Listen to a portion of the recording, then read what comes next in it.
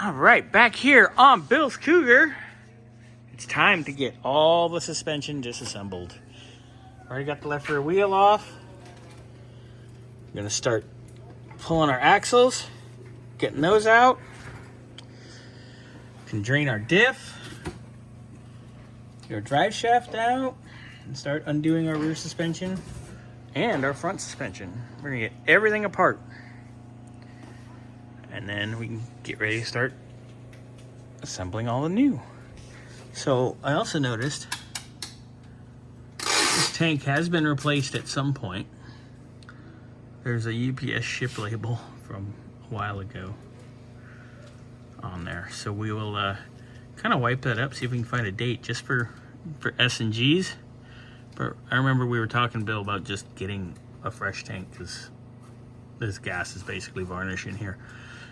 So we'll get this drained as well and ready while we get everything else out. All right, got the drums off both sides. Getting ready to pull our axles. We're gonna pull our axles out, and then we can start getting ready to pull the differential, because we do need to still inspect our third member.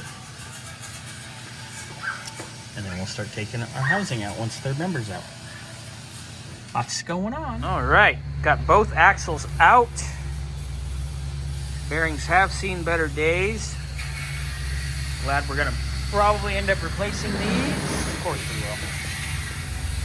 And same with the axle seals in the housing. Next step's gonna be undo these brake lines, both sides, and undo the rubber brake line over there on the left side.